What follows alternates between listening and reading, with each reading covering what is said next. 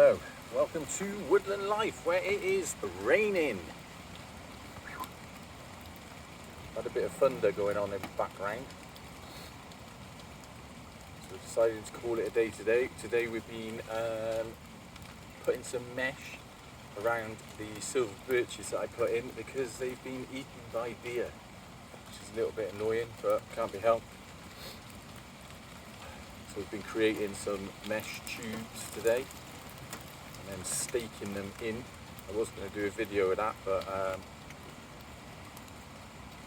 it's been raining and there's been all sorts going on. We're slipping around all over the place.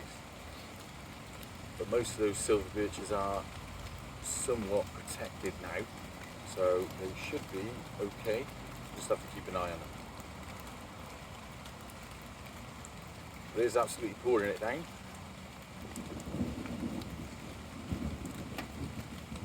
Thunder's going off again.